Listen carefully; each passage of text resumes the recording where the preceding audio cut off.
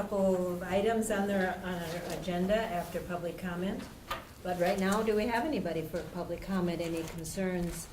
Anything you'd like to ask about?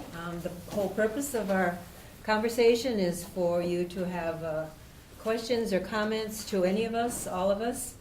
We just ask that you're respectful in your comments, and we'll try our best to answer your questions. So I see an arm raised back there. Yes. Thank you, Madam Chair. My name is Bill Lane. I live in Lutzen Township. I have for since 2003, and I'm a proud resident of Lutzen Township. What I wanted to bring up into the public forum this evening is my concern about the proposed Lutzen Ski Mountain expansion. And I do that for a couple of reasons. One, it's already close to my house. The snow guns have increased over the last couple of years. Aesthetically, it's somewhat disruptive in the winter to go up on the Onion River Road ski hill, or ski trail, and come to an end and hear snow guns. The other disruption that I've seen aesthetically is the fact that there's more illumination. Cook County has taken initiative to pride itself for its dark sky initiatives as a tourist draw. And when they're making snow, it's the illumination is obvious from my house. I'm about 1.75 miles from the ski hill. The proposed increase is going to bring everything else closer towards Rollins Creek, which is a designated trout stream by the Minnesota DNR. It will also, all the runoff from the artificial snow is going to go into the Rollins Creek watershed. This is going to have a pretty significant impact, and I think we've already seen throughout some areas of the Lutzen ski area that artificial snow is having an impact on the ability of the landscape to hold and retain that water. We're starting to see more slumps and things like that. So I liken this as Johnson's grocery store not doing anything but putting in 10 more checkout lanes in order to facilitate a speculative expansion. And I've thought about this for a while since I heard about this, and I know that there's good intent on everybody's part, economically, business-wise, tourism, all those good components of living in Cook County. But this has no sense of proportionality, environmentally, ethically, and aesthetically. And so I'm going to say the same thing to the Forest Service, and I've already written them letters. And I don't know, I might be the lone voice in this dissent, but I think that we're losing the focus of our environmental resources. And that we already have a ski hill that has business, its business has decreased over the last few years, and I've gotten that from inside discussions. And I'm not here to chastise the ski hill or any other component related to the alpine ski system. It's that there's no proportionality here. We're going to double the amount of runs. If you go up on Mount Oberg, on the overlook, and you look out towards Grand Marais, that's one of the few vistas in Cook County that's basically unspoiled, where you can still look at an unblemished landscape with trees. And you see Lockport lights now because they got a new internal sign through Land Services. But the issue is that whole perspective, which draws people up to kind of step back in time, is gone when you have 40 more runs, you have snow guns going 24 hours a day, and then when you get into the melt-off in the spring, you're going to have a Soil and Water Conservation Board that's going to be working overtime constantly, because the hydrology and the vegetation, once it's removed, will not be able to sustain that amount of precipitation and runoff. I'm just a citizen, and I want this to be known because it's a concern. And I appreciate it. I have nothing more to say. Thank you, Bill. Are you able to stay for a while? Because Mr. Skinner will do a presentation. Sure. Okay. Anyone else for comments or questions about anything? Yes. I firmly agree with Bill. Also, there's going to be permanent scarring on the landscape by building these extra ski runs. And I fully agree that the runoff is going to further damage Rollins Creek like it already did to the Poppin River. Okay, thank you. Anyone else? So, we'll just end public comments now. Let's move the Lutzen expansion discussion as first here, if that's okay? Madam Chair, if we could, Brady's on a schedule. Oh, Brady's on a I don't think we have schedule. more than a couple of minutes. It's just short. It's Okay. just an update We won't take long. on, on this. Okay, yeah, good. this won't take long. You're aware of the projects, we've been working on the capital improvement plan and the equipment bonds. And just wanted to put on the radar again, the Lutzen workhouse housing project, workforce housing. Because they are working on that. They stopped for a period of time as they were trying to figure out the financing and the costs, try to refine that, and now they think they're back on track. And I asked our bond finance experts, Ellers, if there was a way to coincide this with their other bonding, so they think there is, and so does One Roof and their attorneys, so the schedule is combined with their other bonding. So we hope to look at this on April 10th, along with the capital improvement and equipment bonding, on the same schedule, and that way we'll be able to do one bond rating call with our rating agencies and issue those bonds approximately at the same time as the capital improvement and equipment bond. So that's basically what I wanted to tell you. Okay. That's April 10th at 10 a.m. for the hearing, and then on April 9th that evening, we're going to have just a public session, so folks can come and ask questions about that, so you can keep track of that, although you'll get more reminders about that. Okay, thank you, Brady. So we'll move into whatever. I just got a question. Heidi. The EDA is moving its meeting from April 10th to April 9th to discuss the bonding that the EDA is doing. And your meeting is in the afternoon at 4. 4. We probably won't be discussing the bonding, but just so people that attend the meetings and what's going on know that. And Mary, you will be here on the 9th. Yeah. And the 10th. If anyone has questions, here's the place to be. Okay. Okay, anything else on anything other than? Just to clarify, then our meeting is at 6, so Mhm. EDA is at 4, our meeting is at 6 Mhm. on the 9th. And then, Mhm. Anything else on that or anything?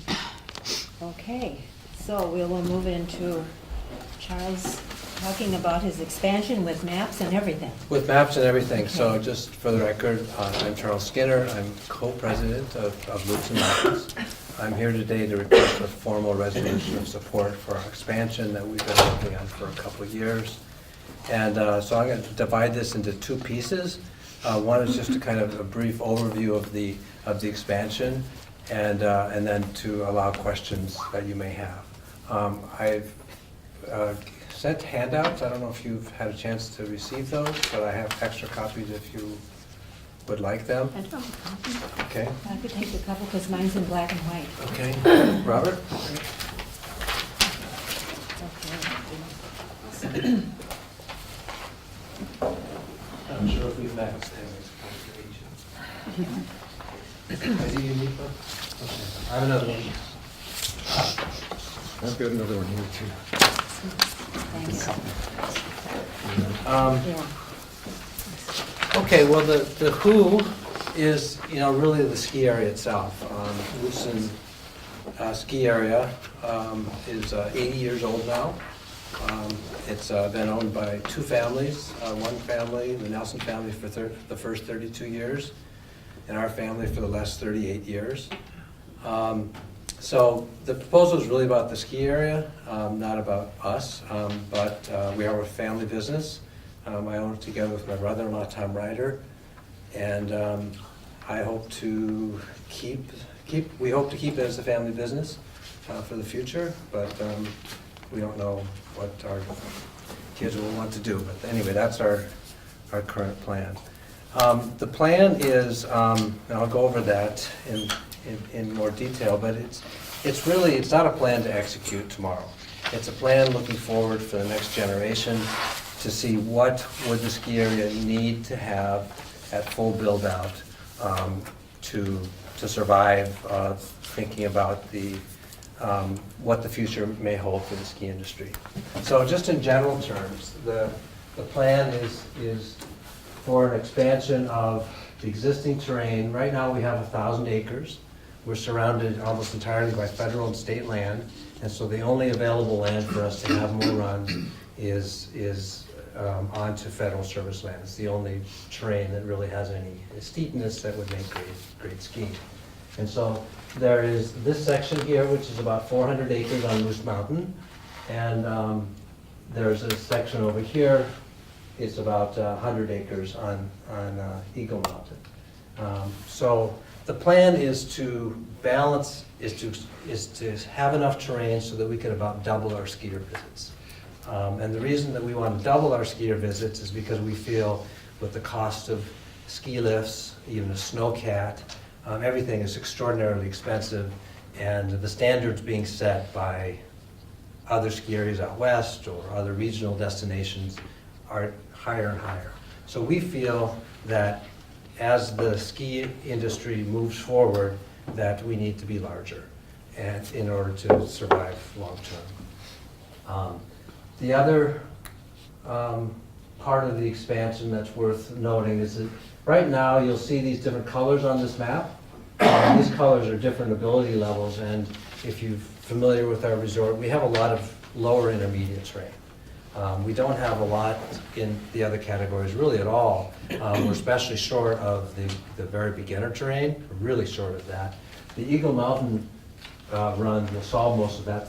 These are these green runs here. And then we'll also have, we have a little postage stamp size learning area right by the chalet. We'll have many times bigger area at the bottom of this Eagle Mountain. And then it also provides a new base area for the ski area. Right now, on a busy day, more than half our customers have to park remotely in this lower lot, and they get shuttled up. It's very inconvenient. We're all about families as our major market, and if you have little kids and lots of belongings, that whole schlepping back and forth is just really interferes with the experience. So the Eagle Mountain expansion would solve those two issues. Now, the other issue is more advanced terrain and having more of just regular intermediate terrain, not lower intermediate, but regular intermediate terrain. So regular intermediate terrain is all this darker blue on Moose Mountain. As you go into this part of Moose Mountain, you don't have those flat sections, and you don't have those steeper sections, which are actually difficult for our lower intermediates. So this is just perfect terrain for the center of our marketplace. And the backside gives us the kind of terrain that we now have on Cuckoo and Harry Carey, more advanced terrain, and some true expert terrain. In addition, the one major feature of what we're doing is creating tree skiing. Tree skiing is very popular. The areas that we've developed currently, a lot of our runs are pretty close together. The fall line goes this way or it goes that way. So we have as much tree skiing as we could develop in those narrow areas, but it's limited by those, what I just said, the fall line and how narrow the trees are between the runs. This new area, if you have a map in your section too, there's a lot of distance between each run, and so there'll be this great tree skiing area in between. Just to give you a scope of magnitude, we have about 180 acres of skiable terrain right now in our existing runs. There'll be 60 acres of just tree skiing. So a third as much terrain as we have will be in this new area. So it gives us an ideal balance of terrain for families. When you think of families, you may have somebody that's an expert, you may have beginners, often beginners, and a lot of people in the middle.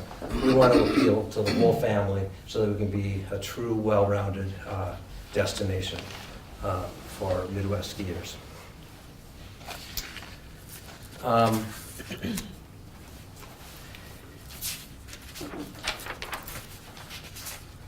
You know, I think that our economic contribution, and I'll let maybe Jim Boyd, who's with me, or Mary talk about that, but, you know, why Tom and I are even up here doing it, I mean, I think we get the greatest reward from contributing to the economy. You know, our business happens to play a significant role in that it really rounds out the tourism economy. We have other things that are going on in the winter, cross-country skiing and snowmobiling and just being up here in our beautiful, wonderful place and enjoying the night skies. You know, skiing is really the majority by far. And we would like to increase that business so that, you know, right now it's busy and sometimes overly busy in the summer months, but in the winter months, it's, you know, it's still difficult even with the business that we now have. If we had a larger amount of that business, I think we'd have a much healthier year-round economy, and, you know, it'd help everything, wages, benefits for the whole community. Why are we doing this? I've kind of touched on that somewhat, but I don't want to get too much into the weeds about this, but I think most of you are probably familiar with Vail, which now owns 20 ski areas across the nation. What you may be less familiar about is that Aspen Corporation they have 4 ski areas. They acquired Squaw and Alpine Metals, Mammoth Mountain, and 3 other ski areas in California. They acquired a ski area called, conglomerate called IntraWest, which used to own Whistler, a bunch of ski areas out east. They are now the size of Vail. And so now we have these 2 behemoths in the ski industry that are going to change the ski industry dramatically. They're already fighting about, there's the Epic Pass and then there's the new Icon Pass. We have a healthy place to be. We're a Midwest destination. We're for families. Not everybody can afford the airfare and the travel to go out west. We just need to be strong enough and appealing enough and have enough terrain to go forward with the next generation. So that's a big part of why we're doing what we're doing. It would be much easier just to sit back and do nothing. Just, you know, not put any new lifts, not do anything. We could probably make it for 10, 20 years, but then you would be like, you know, the Walking Dead that some other businesses that you've seen are. And some ski areas are like that too. You get to a point where you can't get bank loans, you just, you know, so we're trying to look ahead and trying to chart a course for the future.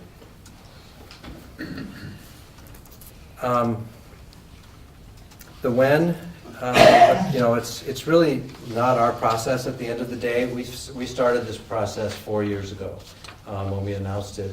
We did a big, thick master plan that took us, you know, really a couple years to put together. You know, it really took us a long time to figure out where to put runs and how to get that ideal balance so that we had something for the beginner, we had something for the expert, we had something for everyone in between. And then we had this tree skiing, which kind of gives us a little bit of a Western feel. And it took us a while to figure out how to deal with this parking. We do have another base area, which I maybe should have mentioned. We see that long down the road. We have an easement going up from Highway 61, and we would have additional parking and day-based area facility. No lodging, nothing like that. You can't put lodging on Forest Service land. I should also mention that most ski areas in the United States, almost all destination ski areas, all of the ones I just mentioned, are on federal service land. It's the dominant form of ownership for ski areas in the United States. We're very rare to have a ski area of our scale on private land. So there's a real precedent for ski areas on federal land.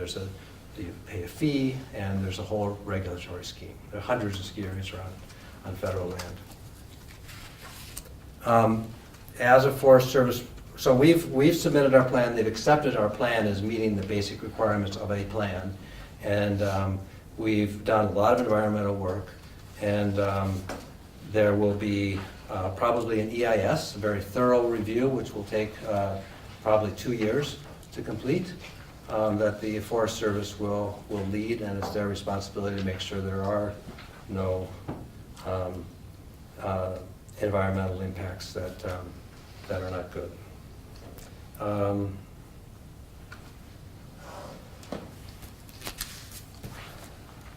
I think that completes most of what I was going to say, and maybe if there's something else, I'll add it in.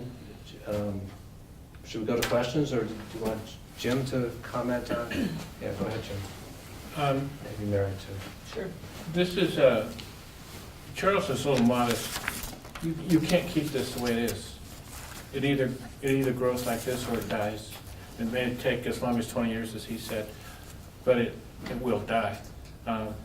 And the threat of Vail, I have a son who's a ski instructor at Vail. We know Vail quite well. What you may not know is that the Epic Pass is available at Afton, which Vail now owns, or at Hoygards, which Vail now owns. So Hoygards, or I'm sorry, Vail is very active in this market. It is an existing threat to the economic well-being of all of Cook County, because in the winter, without this, we're dead. I've had resort owners on the West End say that in the summer months, they get to about 80% of breaking even, and they make the next 20% in anything that's in the black from downhill skiing. We have a wonderful cross-country ski system as well, but the fact is that cross-country skiers don't spend money the way downhill skiers do, or for that fact, the way snowmobilers do. So this is absolutely imperative to the well-being and economy of Cook County. Again, it's not a choice. This family has taken on an enormous amount of debt in order to keep this going right now. They put in a new gondola last year that cost $8 million. I think that may be one of the largest single investments by a private owner in Cook County's history. This is a family business, the same way Edstrom really is a family business. So they've put their future on the line here, and we benefit. This expansion, as he mentioned, there is no lodging on Forest Service land. My vision is that there will be greater connections between Grand Marais and Lutsen Mountains as it expands. Because if you look at the lodging taxes, which I do every month, and you look at the percentage where they come from in the winter, it's close to 80% West End, and 15% possibly in Grand Marais, and 3 or 4%, if they're lucky, up to Gunflint Trail. So there's a lot of room for lodging to grow in Grand Marais in the winter. And so I would love to see a system by which Grand Marais is able to grow into being the ski village for this expanded Lutsen Mountains ski experience. I think that would benefit Grand Marais, benefit the whole county. So that's all I have. Well, I would have said a lot of what Jim said, but I will just reiterate that the Lutsen Mountains is critical to all or many of the year-round businesses that we have and the jobs that they provide for the people who live here. And again, the family has demonstrated their commitment to Cook County by the huge investment they made in the new gondola, and have been recognized all over the place for that dedication and that commitment. And I just would remind us all that with good work being done by Tom and Charles and some others in the Poplar River Lake Superior Water District, that the Poplar River was delisted as an endangered or threatened, whatever the language was. That listing was removed from the Poplar River this past year. And I attended a meeting the other week with Charles at the Forest Service where we met with the Tofty District Ranger and a staff person out of the supervisor's office in Duluth. And we were reminded that it would be an EIS, which is a very rigorous environmental review prior to beginning any of the work and signing off on the permit to allow the expansion to happen. So I think that there will be a great deal of time and money invested before the first shovel is put in the ground. And I'm not like Bill, I don't have that science background, but I trust him and the Forest Service people and everyone that will be involved in those processes to make sure that things are done appropriately. Just 3 other quick points, if I could. To Jim's point, a few decades ago, there were 800 ski areas. Now there are less than 500. So, there were 60% more not that long ago. And so there will be more that go out of business too. And that's part of what we're trying to do, is to make sure that we're strong for the future. On the environmental issue, the entire development is outside of the Poplar River watershed. The whole thing. This is the Poplar River watershed. One piece is over here. The other piece is over here. I'm not a scientist either, and I know that the NEIS is a very strict process, and I know that they will not allow any kinds of degradation of Rollins Creek or other types of waterways. We'll have stormwater retention, and there's a lot of design that's gone into the proposal that we have so far. So with that, I'll open up to questions. Okay, comments, questions? Yeah, go ahead. I heard Jim say, your vision. What about Bill's vision? What about Orvis's vision? What vision did I say? I didn't say your vision. Your vision, you said. Your vision of this resort. Oh, I said my vision was that I would love to see Grand Marais develop as ski village for Lutsen Mountains. And my question is, what about Bill? What about the other concerned people? I'm not here to be a stickler or anything. Bill works in the watershed district. He knows how many feet of man-made snow is gonna come down through that creek. Who paid for the Poplar Creek to fix that? Can I respond to that? Sure. I mean, the Poplar River itself was, and most of the rivers up here are impaired not because of man-made development, although that is certainly part of the story. They're impaired just because of their natural condition creates so much sediment that they exceed the one-size-fit-all standard that the state and the federal government, the state had. As mentioned, we're one of the few rivers that has been taken off the impaired list, and in fact, it's probably cleaner than it would have been in a natural state. At least that's my personal opinion. But the fact is that we worked and got that accomplished. I respect the visions of everybody up here, and we, believe me, we will accomplish a very high standard for all of our development environmentally. I think you'll be proud of what we do at the end of the day.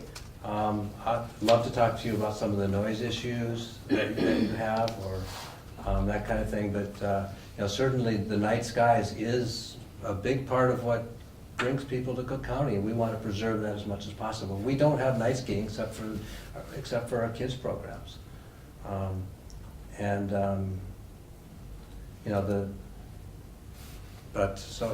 I feel we will achieve a very high standard. Charles, haven't you been working with the County Soil and Water on these issues?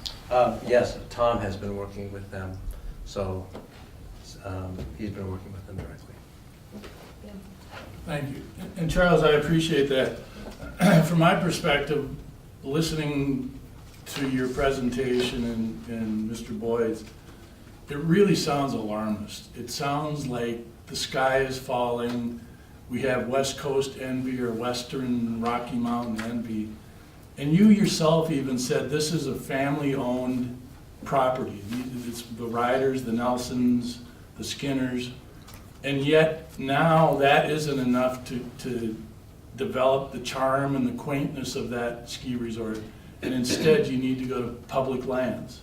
And when you go to public lands, you're interfering with all the people's lands rather than just your own private land. And I understand the economic input here. I understand that. I am up at Lutsen Mountains periodically, and I understand the whole dynamic of it. But for this presentation to go forward, saying we're gonna fail, we're gonna fall apart and all that, I'd say that internally, maybe there needs to be a revision of your approach to this, rather than say we need more.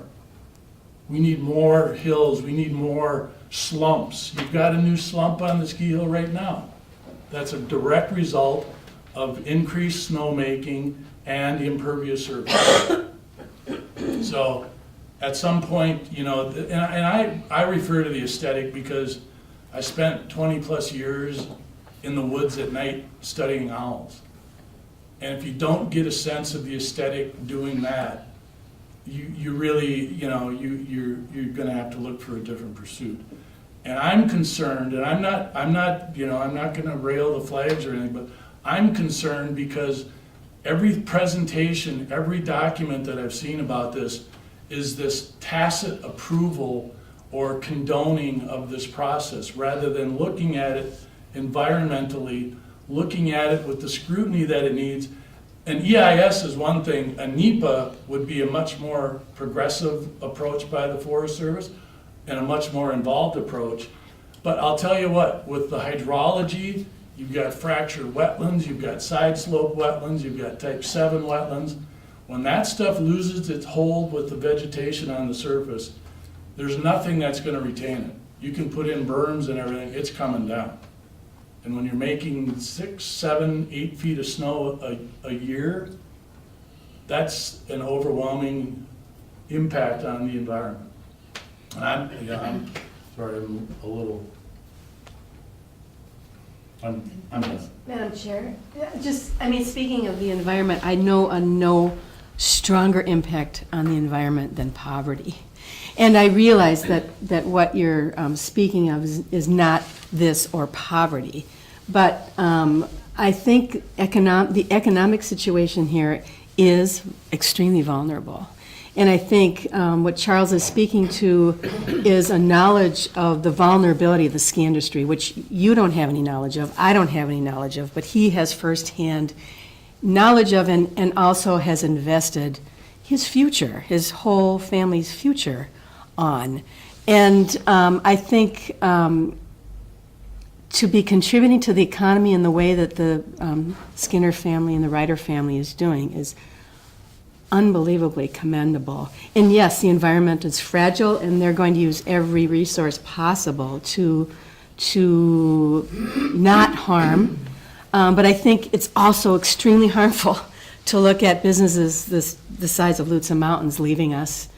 That would be extremely harmful to every aspect of our lives here, every aspect of our lives here. So I don't think it's really alarmist. I think it's real. And to not speak about that vulnerability is not smart.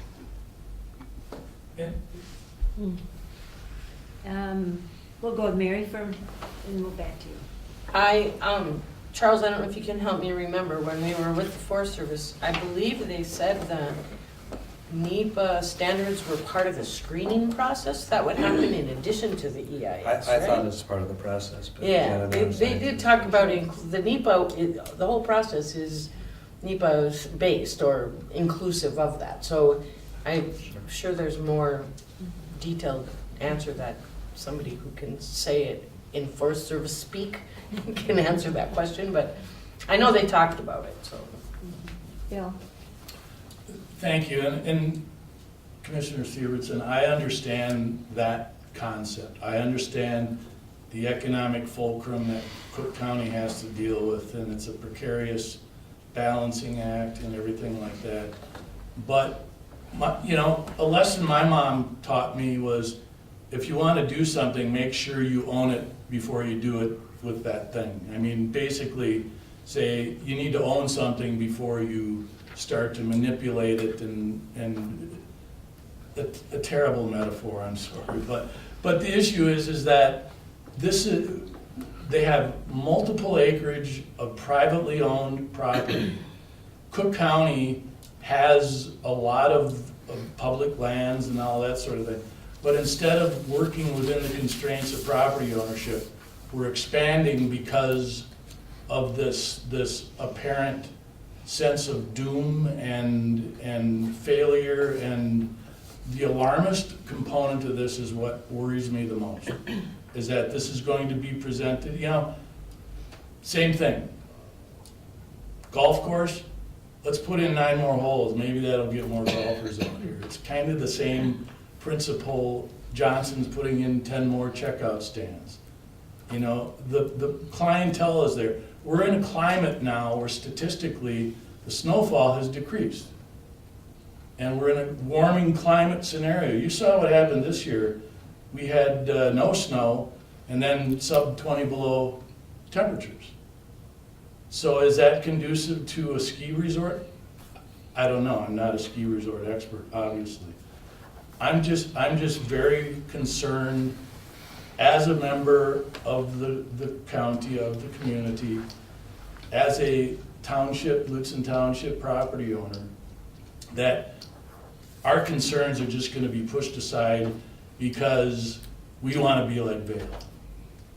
And we don't wanna be like Vail. And that's the bottom line from my perspective. Thank you, I don't need to say anything. Commissioner Duker, did you have a comment?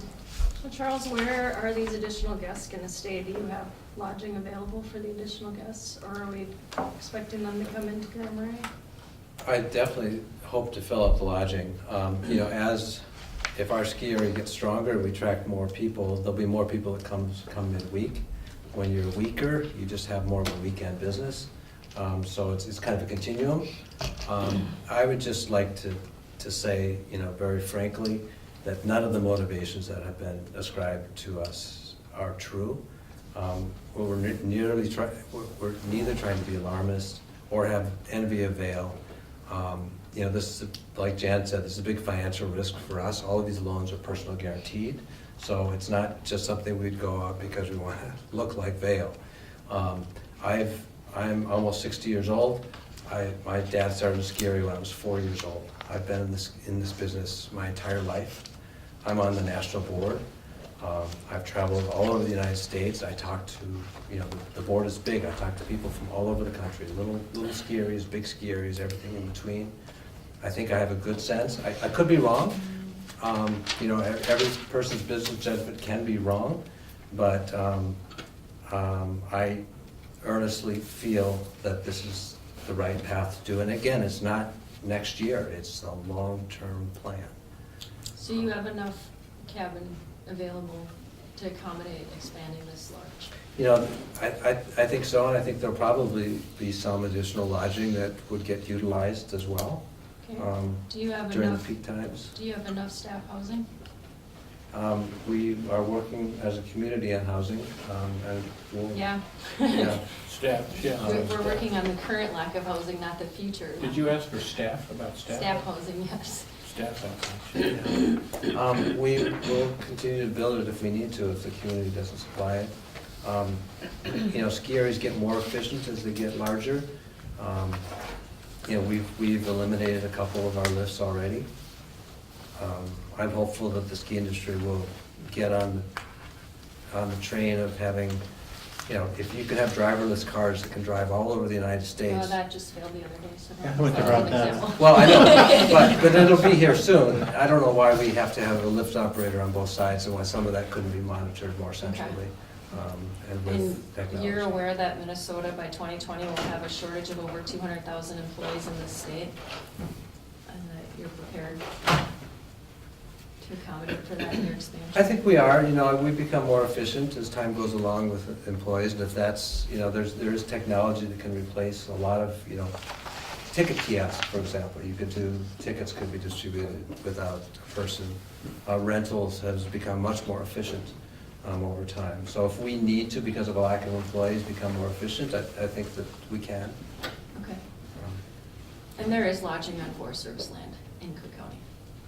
It's not allowed on ski areas as a general principle. It's Okay. very much frowned upon. I'm not saying that there's not maybe some exceptions to that, but it's not, we're not asking for it. We don't expect it would ever be approved. Okay, because you have other land that you could utilize. We have for some that. other land that we would develop as time goes on, but our priority is the ski area. We just soon not spend capital resources on lodging. There's been a much better utilization of existing cabins.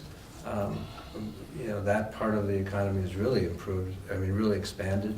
The VRBO and however else people are getting cabins and homes to rent. I think that will continue. And what would your dad say about this expansion? It depends what kind of mood he's in. I think that he recognizes the need for it. But I think he would be scared to death of the debt, and would probably not in the last couple decades have taken that risk. Are there other expansions that you've done that your father was worried? I think when I bought the ski area in Wisconsin, I think when we built Eagle Ridge, I think when we purchased the gondola, which has been a good move for us. It's increased our summer business and strengthened our weddings, and we're having a really good year this year, except for Christmas, which was very poor. We'll have one of our best Marches ever, and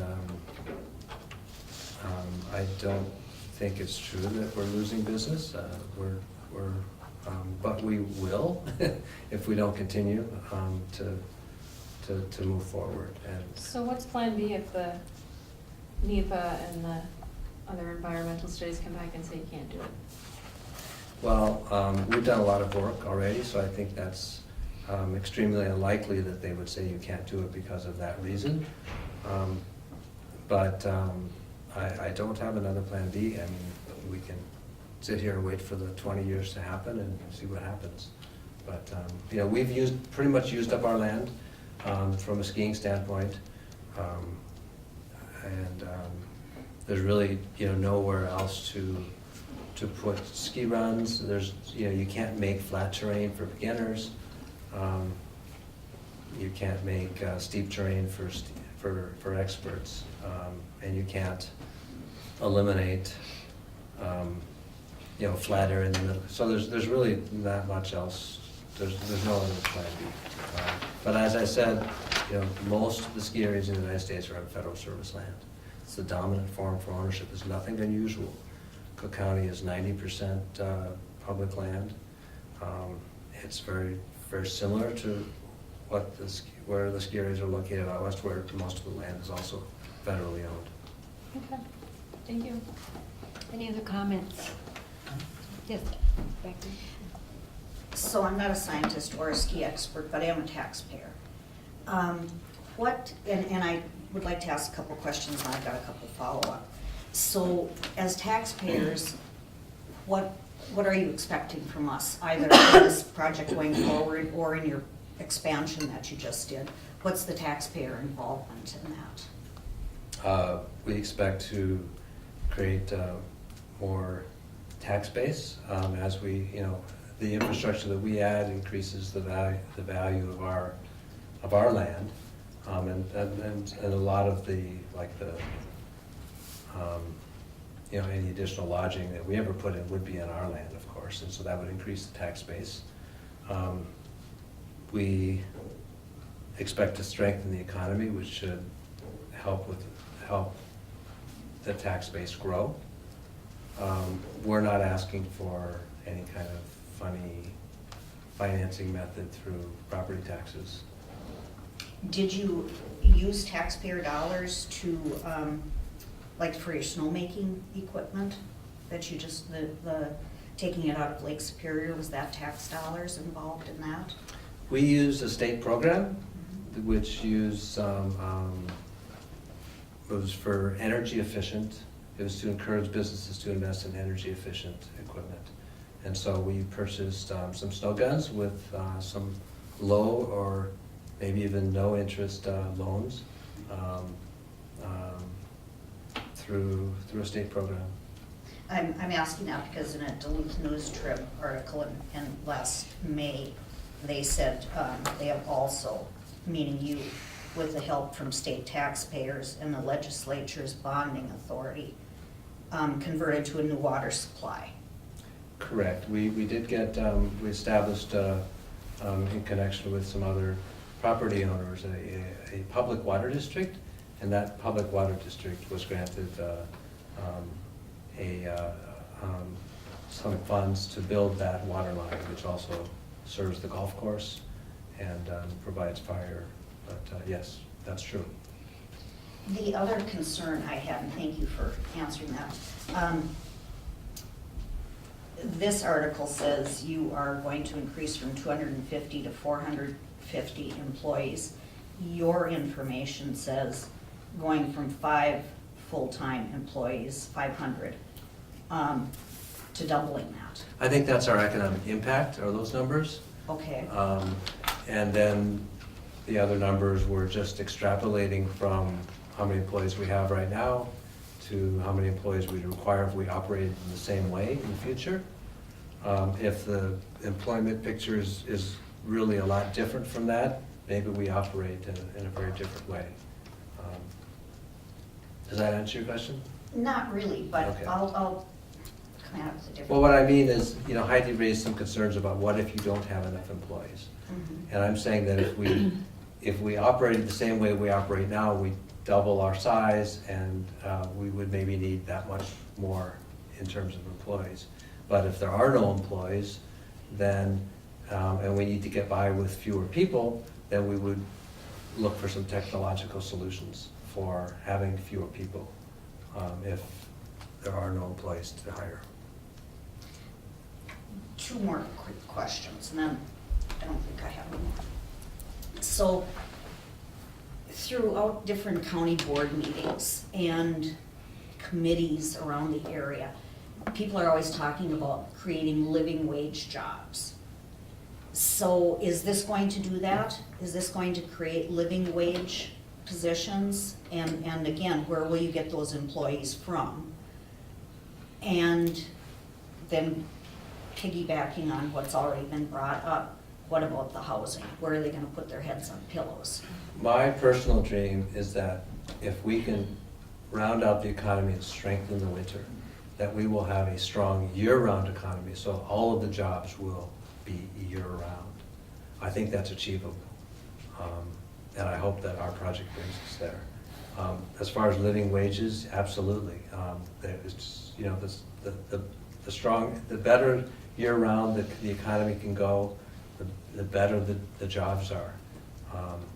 I hope in the future that we don't have any seasonal jobs, and that all of our jobs are year-round, so that whatever position you're talking about that's seasonal from an operational standpoint, they're doing maintenance, they're doing cleaning, they're doing other things, and that season in between is not 3 months or 2 months or some long period of time, it's just a few weeks.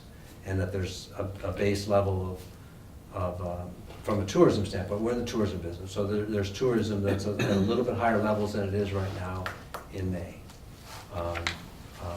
or in November, or early December. That's my goal and my hope and my objective. And, okay, one more follow-up question, I promise that's it. So what, because we probably have different perspectives on what's a living wage. What's yours? What's yours? Mine isn't a $10 an hour service job. Okay. If you, What is it? Is it? I don't know, I'm asking you what you consider a living wage.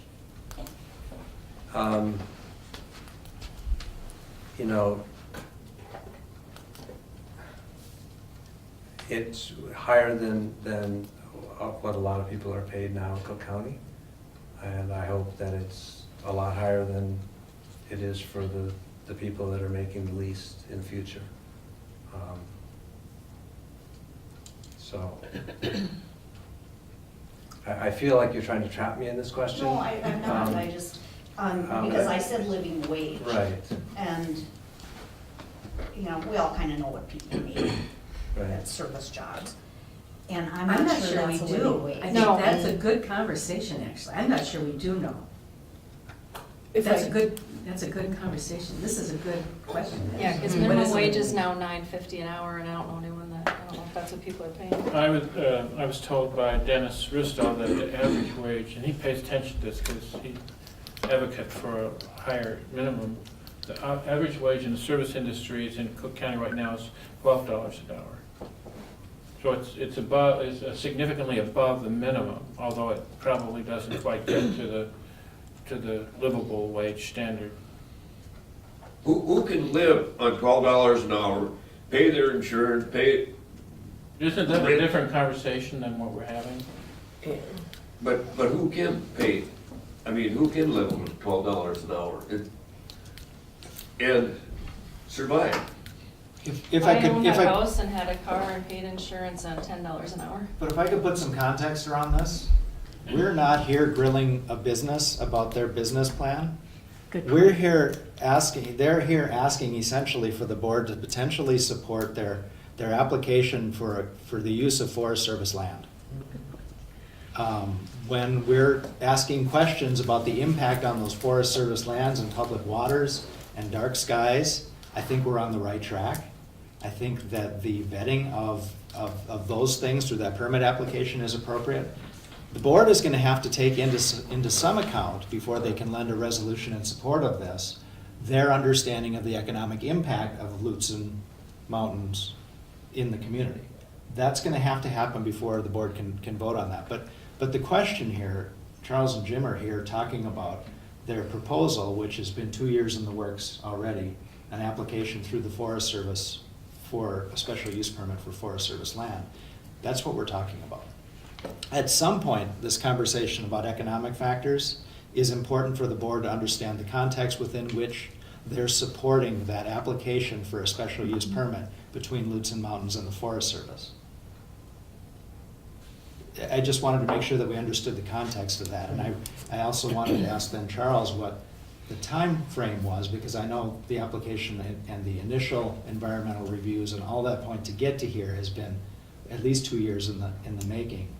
And we talked about it briefly at the outset, that the goal would be to ask the county board for a resolution in support of their application to the Forest Service.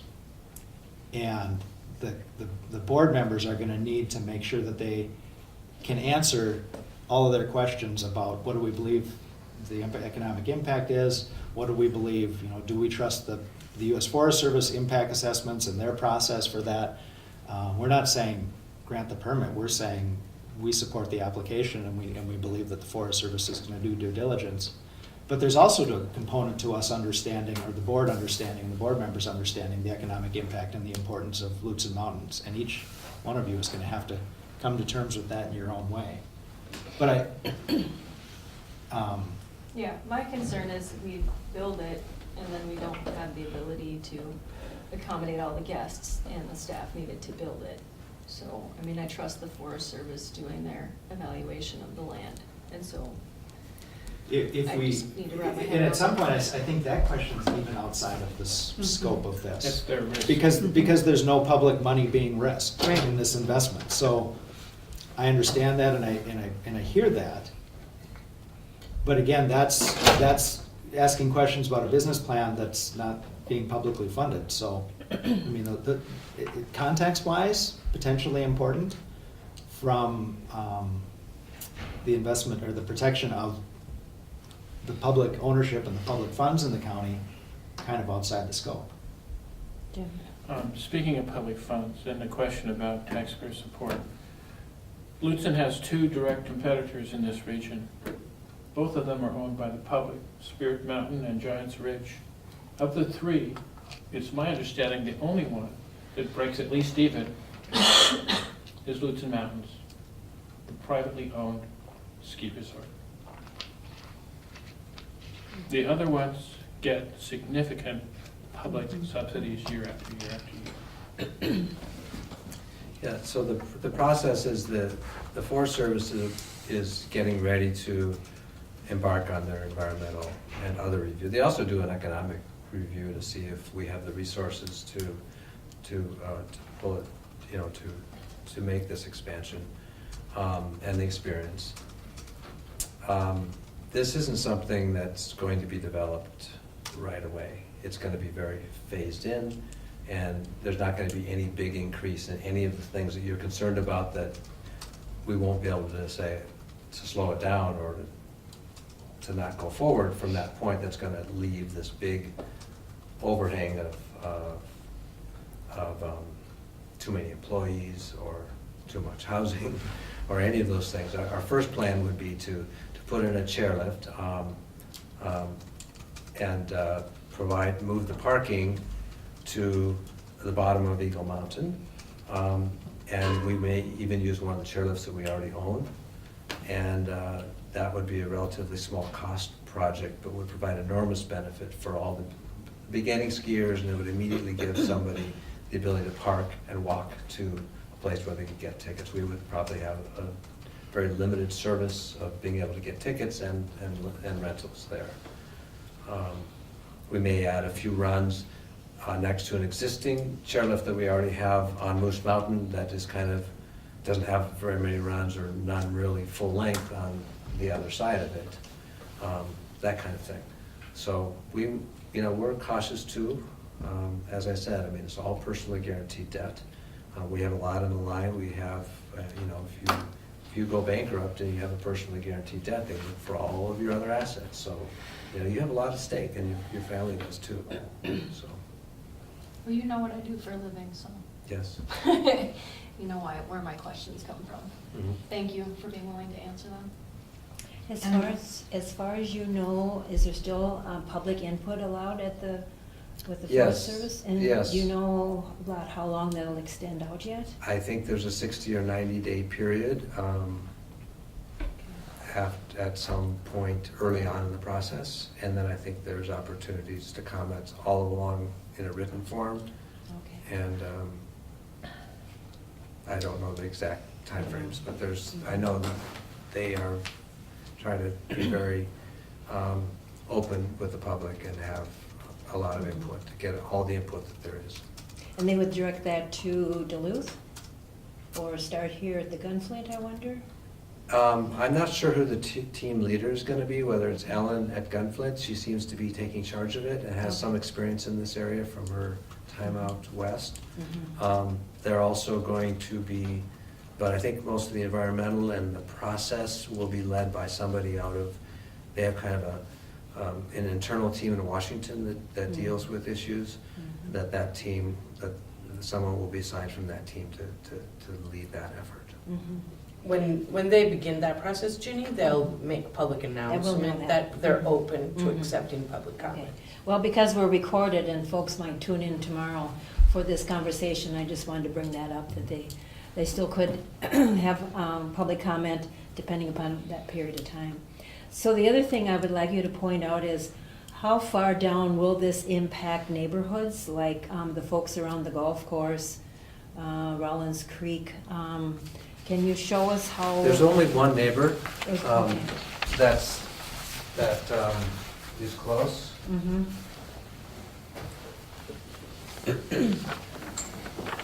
Maybe I can just kind of show you on this map and bring it around, because it's small, but this easement that goes up from here, so here's Highway 61, this base area, and again, this would be one of the last things that we develop because of the cost of the road and all this infrastructure, but there is a neighbor right there. Mhm. That's the only neighbor that's at all close. So we have the Ski Hill Road over to your, Yes, okay, going up that way. yes. And you're talking about a new proposed road would be between the Ski Hill Road and, Yeah, down, here's the golf course. Mhm. So it's down about a mile or something, or 3/4 of a mile from the Ski Hill Road this way. There would be a road that goes up. There is a driveway there now. It would just become a road. Mhm. But again, I mean, if there's anything that doesn't get developed, it would be this base area because of the cost. And it brings up Heidi's issues that she was talking about. But I expect it to be, a long time from now, Mhm. unless visitation really explodes. Any other comments, questions? You do know that this ski area, to talk about Vail, at the end of World War II, there were probably 40, 50 ski resorts around the United States that were developed by veterans of the 10th Mountain Division. Mhm. This is one of them, and so it has kind of a special claim, I think. Right. One of, how many were started by 10th Mountain Division, like 10? I think it's, No, it's dozens. Dozens. yeah, including Vail, by Which the is way. pretty interesting I history. would say it's 100-ish. Okay. Pretty 80 cool to history. 150, I don't know. Most of the ones that were developed in that time frame, which was a popular time to begin ski areas, were developed by World War II veterans. I also just wanted to comment on this presentation as a strengthening of our regional economy, our local economy, which is an amazing opportunity at all of your risk, which I think is pretty amazing. But when we don't have a strong economy, it makes us vulnerable to all kinds of things, all kinds of pressures. I think of the range and what they're facing. Like, ski industry is a really clean industry, amazingly clean. And I'd hate to have to, well, I'm not even going to go there, but I just think of what the Iron Range is facing with being tempted and probably going down that road for the dirtiest industry in the world. In our backyard, I prefer to stay strong and support and be grateful for strong economic developers. Like a stronger ski area just would be awesome. And I just really thank you for exploring it and for putting in all of your resources. I really appreciate, on behalf of the rest of the economy, we're all in one boat, and it makes us all stronger when someone like the Skinner family and the Ryder family come along and put in a lot of time and pretty sophisticated time to develop such a plan. I'm grateful. Thank you. Thank you, Jerry. Okay. I guess I haven't commented, but Okay, I yes. would like to thank you for exploring this, and I think, there's ancillary or spin-offs that we're all concerned about, but I think, that's your business model, and so when you're in private industry, but I would ask that, down the line, that you try to remember that working wages in our county are important year-round, and I think you're providing a good plan to deal with that. And I, even though it's not part of this issue, I think that I would ask that somewhere down the line you keep that in mind. This living wage concept, I think, is something that's very important, as well as the housing. But we can do it, and you could be an impetus to make all that happen. So it looks a heck of a lot better than a lot of other things that are coming around. So thank you. And we're really committed to working wages. We've raised our starting wage, a lot recently. We have a lot more year-round employees than we used to have. At our medium or higher levels, I think we are amongst the best pay for our staff, and we're proud of that. But it needs to, you can't make money, it doesn't grow on trees. Right. And you only have so much, and We, at some point it runs out. Our hope is to strengthen us, to strengthen the economy, and everybody will be better off.